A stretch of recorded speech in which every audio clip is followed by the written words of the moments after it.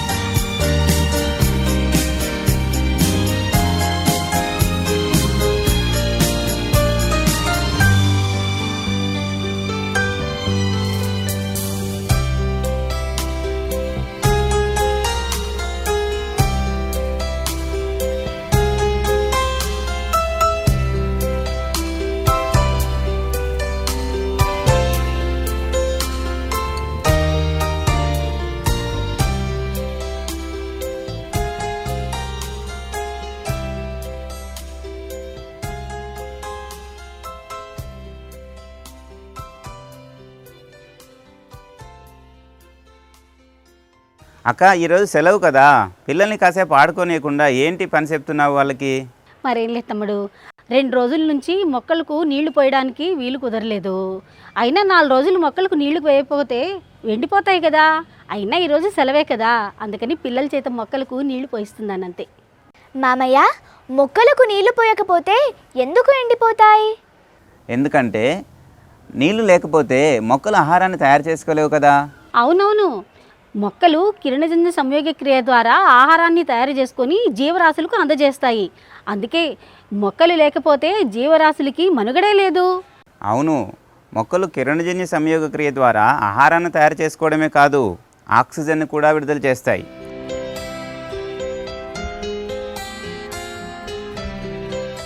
Oxygen విడుదల కావడానికి నీరే ప్రధాన మూలకంగా పనిచేస్తుంది. అలాగే మొక్కలకు కావలసినటువంటి ఖనిజ లవణాలు నీటిలో కరిగి నీటి ద్వారానే వాటికి అందించబడతాయి. అంతేకాదు, నీరు మొక్కలకు కావాల్సినటువంటి శ్వాసక్రియలో కూడా ప్రధాన పాత్ర వహిస్తుంది. అబ్బో, మబ్బులు కమ్ముకొస్తున్నాయే, వర్షం పడేటట్లుగా ఉంది. పదండి పదండి, కిందికి వెళ్ళి మాట్లాడుకుందాం రండమ్మా.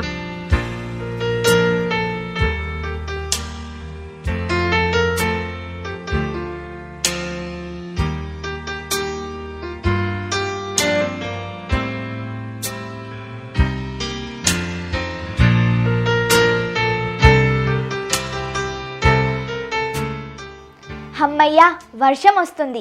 ఇప్పుడు మొక్కలకు నీళ్లు పోసే పని తప్పింది. అవును, వర్షపు నీరంతా మొక్కలకు ఉపయోగపడదు తెలుసా? ఎలా ఉపయోగపడుతుంది? కొంత నీరు ప్రవహించిపోతుంది కదా. అవును, దాన్నే ప్రవాహ జలం అంటాం.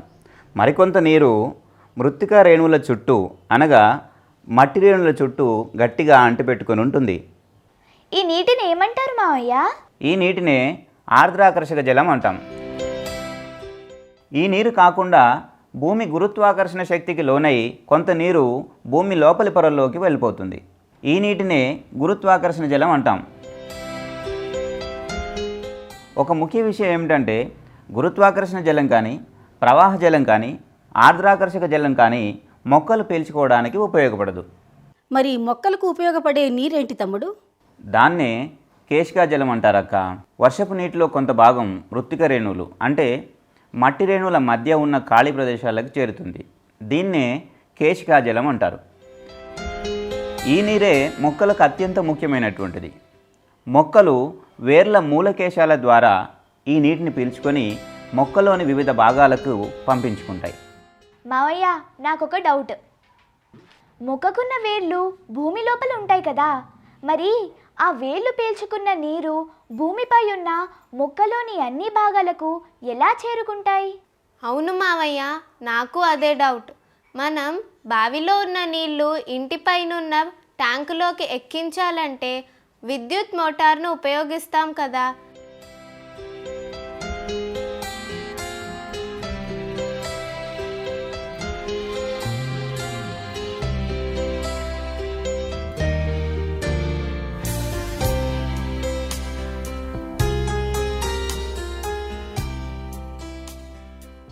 అలాంటి అమరిక మొక్కల్లో ఏమన్నా ఉందా ఏంటి?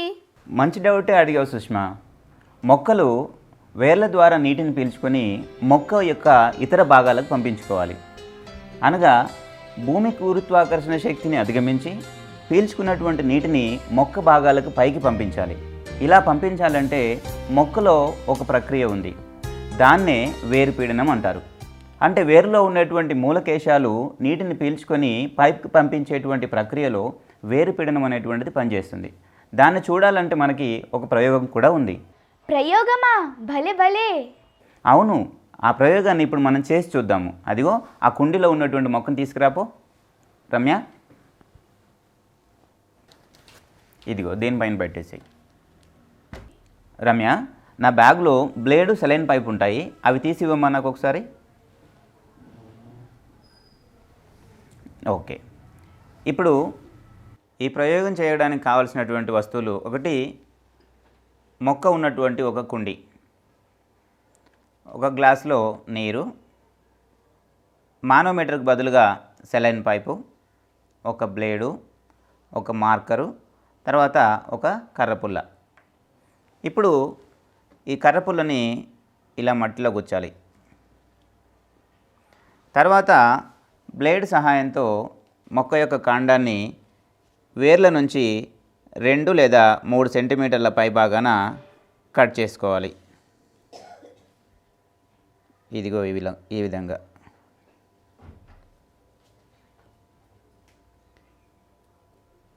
చూసారు కదా? ఇలా కట్ చేసుకున్న తర్వాత ఈ కాండం నుంచి నెమ్మదిగా నీరు రావడాన్ని మనం గమనిస్తాం దీంట్లో నుంచి. ఇప్పుడు ఏం చేస్తామంటే ఈ సెలైన్ పైప్ తీసుకొని సెలైన్ పైపులోకి కొంచెం నీటిని తీసుకోవాలి. ఇప్పుడు సెలైన్ పైపులోకి నీరు వచ్చింది. ఈ పైపులోకి వచ్చినటువంటి నీటి లోపల గాలి బుడగలు లేకుండా నీటి మట్టం పర్ఫెక్ట్గా ఉండేలాగా చూసుకొని నీటి మట్టం ఈ చివర వైర్లో ఈ చివరి వరకు గాలి బుడగలు లేకుండా చూసుకొని ఈ రబ్బరు గొట్టాన్ని ఇక్కడ ఉన్నటువంటి కాండానికి ఇలా తొడగాలి.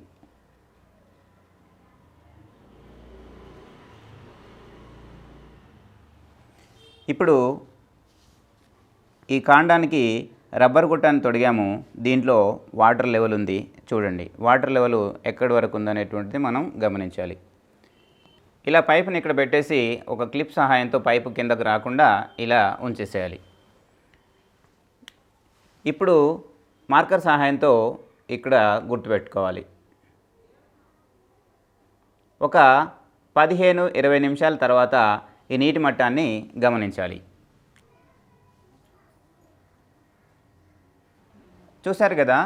ఒక 20 నిమిషాల తర్వాత మనం చూసినప్పుడు ఇంతకుముందు 20 నిమిషాల క్రితము నీటి మట్టం ఎక్కడ ఉండే మనం మార్కర్తో గీసినప్పుడు, కానీ ఇప్పుడు నీటి మట్టం పెరిగింది. అంటే వేరు పీడనం ద్వారా నీరు కాండంలోకి చేరుతున్నటువంటి దృశ్యాన్ని చూస్తున్నాం. అంటే కాండంకు బదులుగా మనం ఇక్కడ ఒక సెలైన్ పైప్ని పెట్టాం. అంటే వేర్ల ద్వారా వచ్చేటువంటి నీరు నెమ్మదిగా సెలైన్ పైపులోకి చేరుతున్నటువంటి విషయాన్ని చూస్తున్నాం. మళ్ళీ ఒక 20 నిమిషాల తర్వాత ఈ దృశ్యాన్ని మళ్ళీ చూద్దాం.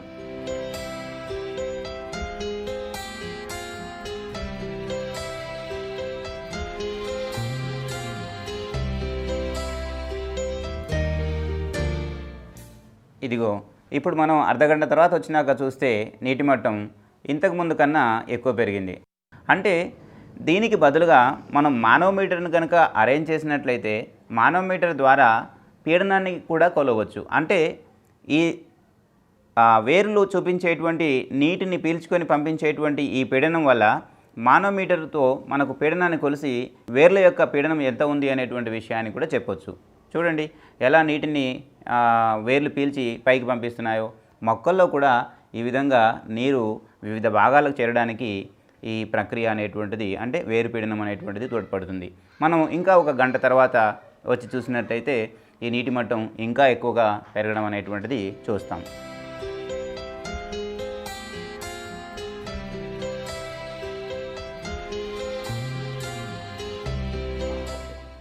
పిల్లలు ఒకసారి చూడండి, మనం గంటన్నర తర్వాత దీన్ని మళ్ళీ పరిశీలిస్తున్నప్పుడు నీటి యొక్క మట్టం చాలా పెరుగుదలను చూస్తున్నాం. ఇక్కడ ఉన్నటువంటి నీటి మట్టం నెమ్మదిగా ఇలా పెరుగుతూ పోవడాన్ని మనం గమనిస్తున్నాం. దీన్నే మనం వేరు పీడనం అని అంటాం. అంటే వేరు పీడనాన్ని కలిగిస్తూ నీటిని పైకి పంపించేటువంటిది. చూశారు కదా నీరు ఏ విధంగా వేర్ల ద్వారా పీల్చుకున్నటువంటి నీరు కాండాల్లోకి చేరుతుందో అనేటువంటి విషయం. అంటే కాండాల్లోకి చేరేటువంటి నీరే ఇక్కడ సెలైన్ పైపు ద్వారా నెమ్మదిగా పైకి పంపించబడుతుంది. దీన్ని మనం ఎంత పీడనం అనేటువంటిది కొలవాలి అంటే వివిధ రకాలైనటువంటి మొక్కలు వివిధ రకాల ప్రదేశాల్లో ఉంటాయి, వివిధ రకాలైనటువంటి పీడనాన్ని చూపిస్తాయి. దాన్ని మానోమీటర్ సహాయంతో తెలుసుకుంటారు.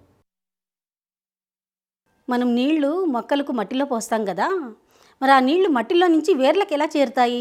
ద్రవభిసరణ అనే చర్య వల్ల. ద్రవాభిసరణ అంటే ఏంటి మావయ్య? చూశారుగా రమ్యకు ఎంత మంచి డౌట్ వచ్చిందో.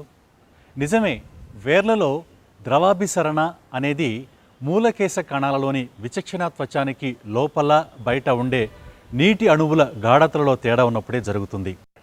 అలా నీటి అణువుల గాఢతలలో తేడా వేర్ల దగ్గర ఎలా ఏర్పడుతుంది, అసలు నీరు మృత్తిక నుండి మొక్క వేర్లలోకి, అక్కడ నుండి మొక్కలోని ఇతర భాగాలకు ఎలా చెలిస్తుంది, ఎన్ని రకాలుగా చెలిస్తుంది, అలా చెలించడానికి ఉపయోగపడే బలాలేమిటి, అసలు నీరు వేరులోని ఏ కణాలలోనికి ఏ రకమైన చలనం ద్వారా చేరినప్పుడు మనం చెప్పుకున్న వేరు పీడనం విడుదలవుతుంది, ఈ విషయాలన్నీ వేరు పీడనం 2వ భాగంలో తెలుసుకుందాం. ఈ కార్యక్రమంలోని ముఖ్యాంశాలను మరోసారి చూద్దాం. వేర్లపై ఉండే మూలకేశాలు మృత్తిక నుండి నీటిని పీల్చుకున్నప్పుడు విడుదలయ్యేదాన్నే వేరు పీడనం అంటాం. మొక్కలు పీల్చుకోవటానికి ఉపయోగపడేది కేశికా జలం మాత్రమే. మృత్తిక నుండి నీరు మూలకేశాల్లోకి ద్రవాభిసరణ ద్వారా చేరుతుంది. వేరు పీడనాన్ని మానోమీటర్ అనే పరికరంతో కూడా కొలుస్తాము.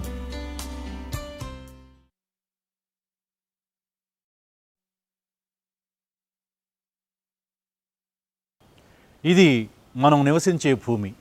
ఈ భూమిపై ఎన్నో సజీవులు ఒకదానితో ఒకటి పరస్పరం సహకరించుకుంటూ సంఘజీవనాన్ని కొనసాగిస్తున్నాయి. వీటిలో మొక్కలు ఇతర జీవులకు ఆహారాన్ని తయారు చేస్తున్నాయి. అలాంటి మొక్కల్లో చిన్న చిన్న మొక్కల నుండి పెద్ద పెద్ద వృక్షాల దాకా ఉన్నాయి.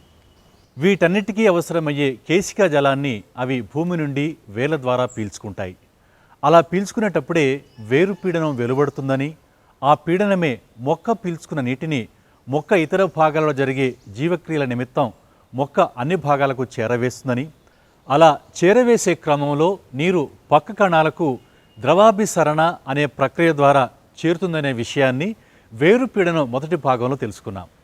ఇప్పుడు మొక్కలలో మృత్తిక నుండి మూలకేశాల ద్వారా పీల్చుకోబడిన నీరు మొక్కలోని అన్ని భాగాలకు ఏ మార్గంలో వెళుతుంది, దానికి ఉపయోగపడే బలాలేమిటో ఈ విషయాలు ఇప్పుడు తెలుసుకుందాం. అలాగే చిన్న చిన్న మొక్కల్లో నీటి ప్రసరణకు ఉపయోగపడే పీడన శక్తి, పెద్ద పెద్ద వృక్షాలలో ఉపయోగపడే శక్తులు ఏమిటి అనే విషయాలను ఈ వేరు పీడనం 2వ భాగంలో తెలుసుకుందాం.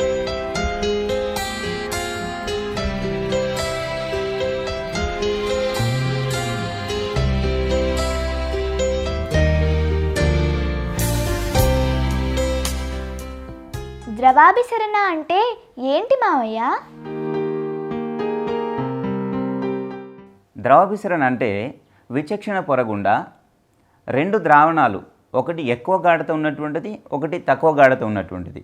అనగా ఎక్కువ గాఢత ఉన్నటువంటి వైపుకి తక్కువ గాఢత నుంచి నీరు ప్రయాణించడానికి విచక్షణ పొర పనిచేస్తుంది.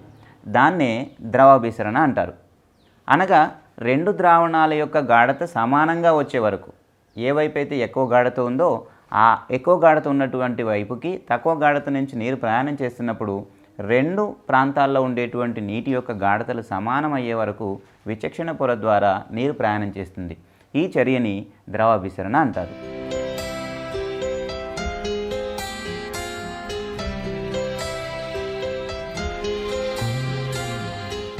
నీటి అణువుల గాఢతల్లో తేడా ఉంటేనే ద్రవాభిసరణత జరుగుతుంది కదా, మరి ఈ తేడాలు మొక్కల్లో ఎలా ఏర్పడతాయి? ఎలా ఏర్పడుతుందంటే, మనం మొక్కలకు నీటిని పోసినప్పుడు మట్టి లేదా మృత్తికలో ఉన్నటువంటి ఖనిజ లవణాలు ఆ నీటిలో కరిగిపోతాయి. అలా కరగడం ద్వారా ఇది ఒక ద్రావణంలాగా మారిపోతుంది. అయితే వేర్లకు ఉన్నటువంటి కేశాల వంటి నిర్మాణాలు, వాటినే మూలకేశాలు అంటారు. ఈ మూలకేశాల నిర్మాణాల్లో ఉండేటువంటి కణాల్లో జీవపదార్థం ఉంటుంది. ఈ జీవపదార్థం యొక్క గాఢత ఎక్కువగా ఉంటుంది. దేనికన్నా? బయట ఉన్నటువంటి ఈ నీటి యొక్క ద్రావణానికన్నా. అయితే మూలకేశాల యొక్క కణాలకు ఉన్నటువంటి ఒక త్వచం ఏదైతే ఉందో అది ప్లాజ్మా త్వచం లేదా ప్లాజ్మా పొరలాగా పనిచేస్తుంది. అనగా ఈ ప్లాజ్మా పొర విచక్షణ పొర అని కూడా అంటాం. ఇలా విచక్షణ పొరలాగా పనిచేసి ఈ తక్కువ గాఢత ఉన్నటువంటి నీటిని ఎక్కువ గాఢత ఉన్నటువంటి ఆ జీవ పదార్థంలోకి ప్రయాణం చేయడానికి దోహదపడుతుంది. ఇలా ద్రవాభిసరణత అనేటువంటి చర్య ద్వారా తక్కువ గాఢత ఉన్నటువంటి నీరు మొక్క యొక్క వేర్లలోకి ప్రయాణించబడుతుంది. మూలకేశాల నుండి తర్వాత నీరు ఎక్కడికి వెళ్తుంది?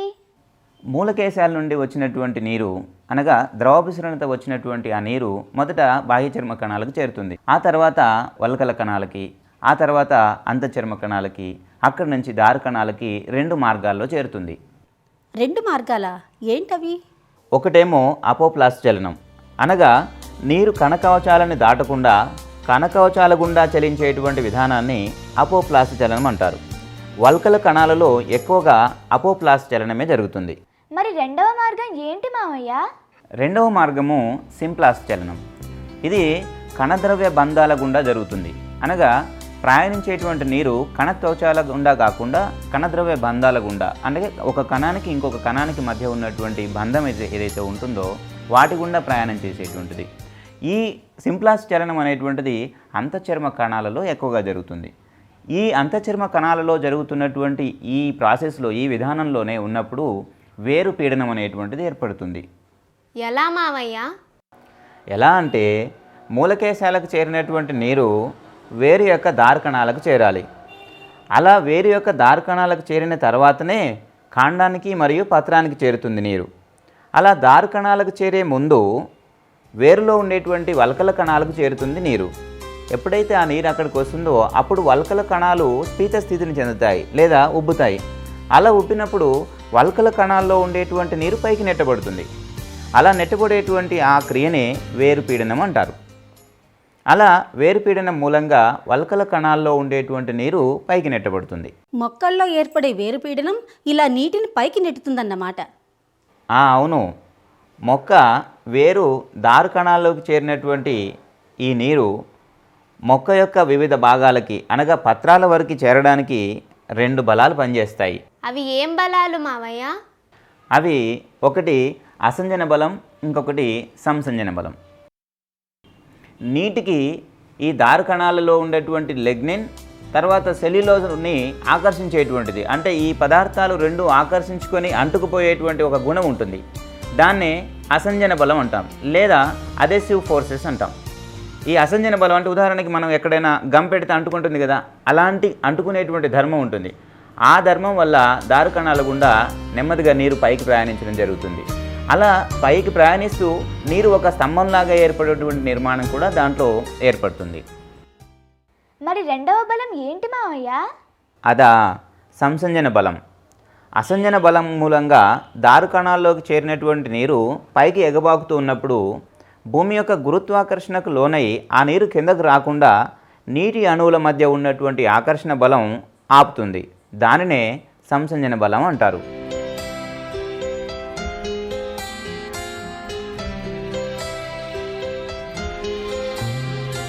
మావయ్య, అసంజన సంసంజన బలాల గురించి మరికొంత వివరంగా చెప్పరా? నీటికి అసంజన సంసంజన బలాలు ఉండడం మూలంగానే వేరు నుంచి దారకణాలకు చేరి కాండము వివిధ భాగాలకు ప్రయాణించడానికి తోడ్పడుతుంది అని తెలుస్తుంది. నీటి అణువుల మధ్య బలాలు ఉంటాయా? అవును. నీటి అణువుల మధ్య హైడ్రోజన్ బంధాలు ఉంటాయి. ఈ హైడ్రోజన్ బంధాల మూలంగానే నీటి అణువులకి సంసంజన బలం అనేటువంటిది ఏర్పడుతుంది. ఈ బలం మూలంగానే మొక్క యొక్క వేర్ల నుండి దారకణాలకి నీరు పైకి ఎగబాకుతూ ఒక స్తంభంలాగా ఆ నీరు అలా నిలవడానికి, అలా ఎగబాకడానికి ఈ సంసంజన బలాలే ఉపయోగపడతాయి. అంటే వేర్లు పీల్చుకున్న నీరు మొక్కల్లోని అన్ని భాగాలకు చేరటానికి వేరు పీడనం ఉపయోగపడుతుందన్నమాట. అవును. కాకపోతే సాధారణంగా చిన్న చిన్న మొక్కలు, గుల్మాలు అనగా కొన్ని అంగుళాల నుంచి అడుగుల పొడవు ఉన్నటువంటి మొక్కలకు మాత్రం వేరుపీడనం మూలంగానే నీరు చేరుతుంది. ఇప్పుడు భూమి మీద పెద్ద పెద్ద వృక్షాలు ఉన్నాయి కదా, వాటి పై భాగాలకు నీరు ఎలా చేరుతుంది? ఎలాగంటే ద్రవోద్గమం అనేటువంటి ప్రక్రియ ద్వారా చేరుతుంది. ద్రవోద్గమం అంటే? ద్రవోద్గమం అంటే వేర్లు పీల్చుకున్నటువంటి నీరు దారు కణాల ద్వారా మొక్క యొక్క పైభాగాలకి ఎన్నో మీటర్ల ఎత్తు వరకు చేర్చడానికి భూమి గురుత్వాకర్షణ శక్తిని అధిగమించి పైకి తీసుకువెళ్ళడానికి బాష్పోత్సేకం జరిపేటువంటి వాయుగత భాగాల వరకు నీటిని తీసుకువెళ్ళడానికి ఊర్ధ్వ చలనాన్ని కలిగించేటువంటి దాన్నే ద్రవోద్గమం అంటారు. ఎంతో ఎత్తుగా ఉన్నటువంటి మొక్కలలో జరిగేటువంటి ద్రవోద్గమనాన్ని వివరించడానికి హెన్రీ హెచ్ డిక్సిన్ అనేటువంటి శాస్త్రవేత్త 1914వ సంవత్సరంలో సంసంజన తలతన్యతా సిద్ధాంతాన్ని ప్రతిపాదించాడు. ఈ సిద్ధాంతం ప్రకారం బాష్పోత్సేకం వల్ల పత్రరంధ్రాల ద్వారా పత్రాంతర కణాల్లో ఉన్న నీరు ఆవిరైపోతుంది. పత్రరంధ్రాల ద్వారా ఆవిరైనటువంటి నీటిని దారు కణాల ద్వారా వచ్చిన నీరు పూరిస్తుంది. మొక్కల్లోని పత్రాల్లోని దారు, కాండంలోని దారు, వేరులోని దారు అన్నీ కలిసి ఉండటం వల్ల వేర్ల నుండి నీరు పత్రాల వరకు ఒక స్తంభంలాగా చెలిస్తూ ఉంటుంది. ఈ నీటి స్తంభము గురుత్వాకర్షణ శక్తికి విచ్ఛిన్నం కాకుండా నీటి అణుల మధ్య ఉన్న సంసంజన బలాలు కాపాడతాయి. అలాగే నీరు దారు నుండి విడిపోకుండా అసంజన బలాలు కాపాడతాయి. పాపం, మొక్కలు నీటిని తమలోని అన్ని భాగాలకు చేర్చుకోవడానికి ఎంత కష్టపడుతున్నాయో కదా. అవును మామయ్య, వేర్లు పీల్చుకున్న కేశికా జలాన్ని వృక్షాలు తమలోని అన్ని భాగాలకు చేర్చుకోవటానికి వేరుపీడనంతో పాటు బాష్పోత్సేకం కూడా ప్రధాన పాత్ర వహిస్తుందన్నమాట. గుడ్, బాగా చెప్పావు. మొక్కలు వేర్ల ద్వారా పీల్చుకున్నటువంటి నీటిలో 1 నుండి 2% మాత్రమే వాటి యొక్క అవసరాలకు ఉపయోగించుకుంటాయి. మిగిలిన నీరంతా బాష్పోత్సేక రూపంలో వాతావరణంలో కలిసిపోతుంది. పిల్లలు, వేరు పీడనం, దాని ఉపయోగాలు బాగా అర్థమైందనుకుంటాను. బాగా అర్థమైంది మాయా. అయితే వేరు పీడనం, దానికి సంబంధించినటువంటి ముఖ్యాంశాలని మరొకసారి చూద్దాం.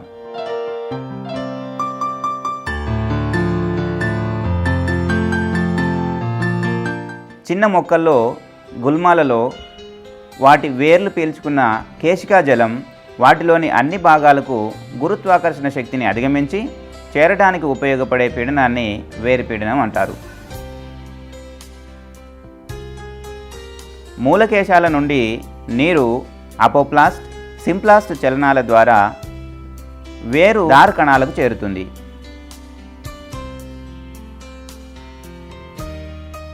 వేరు దారు కణాల నుండి పత్రాల వరకు నీరు చేరడానికి అసంజన, సంసంజన బలాలు పనిచేస్తాయి. వృక్షాలలో వేర్లు పీల్చుకున్న నీరు ద్రవోద్గమం ద్వారా ఎన్నో మీటర్ల ఎత్తులో ఉన్న వాటిలోని అన్ని భాగాలకు చేరుతుంది.